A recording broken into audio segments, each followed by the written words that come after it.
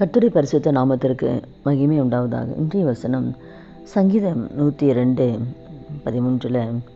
தேவரீர் எழுந்தருளி சீயோனுக்கு இறங்குவீர், அதற்கு தயவு செய்யும் காலமும் அதற்காக குறித்த நேரமும் வந்தது. இந்த நாளில் கூட இந்த வார்த்தை கேட்குற ஒவ்வொருத்தர் வாழ்க்கையிலையும் நீங்கள் எந்த பாதையில் கடந்து போகிறீங்களோ நீங்கள் நினைக்கலாம், நான் இத்தனை மாதங்களாக நான் ஜெபிக்கிறேன் ஆண்டவரே, என் வாழ்க்கையின் ஜெபத்துக்கு பதில் இல்லையே, என் பிரச்சனைக்கு ஒரு முடிவு இல்லையே, என் பிள்ளை திருமணத்துக்காக வயசாகிடுச்சு, திருமணத்துக்காக நீங்கள் பிரயாசப்படலாம்.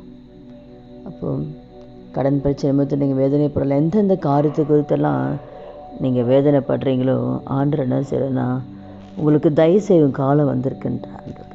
உங்களுக்கு உதவி செய்ய போகிற நேரம் வந்துடுச்சு, உங்களுக்கென்று குறித்து அந்த நேரம் வந்துடுச்சு. உங்கள் வாழ்க்கையில் கர்த்தர் தயவு செய்ய போகிறாரு, ஒரு நன்மையான காரியத்தை செய்ய போகிறாரு. உங்களுக்கும் ஆண்டு நன்மை செய்ய வைத்திருந்த நேரம் வந்துடுச்சு.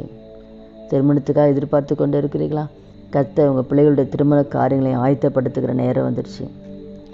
ஆசீர்வாதத்துக்காக காத்து கொண்டு இருக்கிறீங்களா? உங்களை ஆசீர்வதிக்கக்கூடிய நேரம் வந்துடுச்சு. அவருடைய கண்களில் தயவு ஆண்டு வச்சிருக்காரு. தயவு செய்யும் காலம், உங்களுக்கு உதவி செய்கிற காலம் வந்துடுச்சு. அப்போ எந்தெந்த காரியத்தில் இருத்தில் பாரத்தோடு வேதனையோடு கவலையோடு இத்தனை மாதங்களாக இத்தனை வருடங்களாக நான் ஜெபித்த பலனில்லையேன்னு எதிர்பார்த்து கொண்டு இருக்கிறீர்களா? உங்கள் ஜெபத்திற்கு ஆண்டவர் தயவு கொடுக்க பண்ணுறார். உங்கள் ஜெபத்துக்கு ஆண்டவர் பதில் கொடுக்குறார்.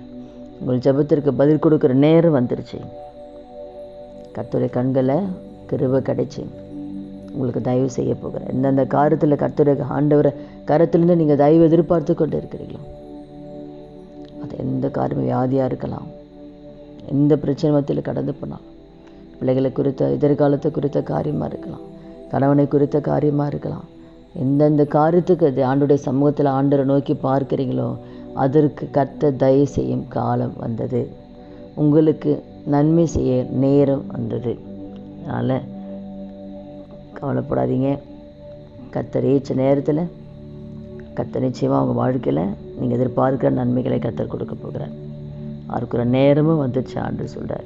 நிச்சயமாக கர்த்தர்களை சாட்சியில் எடுத்து வச்சுக்கலாமா? துதிகள் மத்தியில் வாசம் செய்ய நல்ல தகப்பனே, இயேசுவின் நாமத்தினுடைய சமூகத்தில் வருகிறோம்.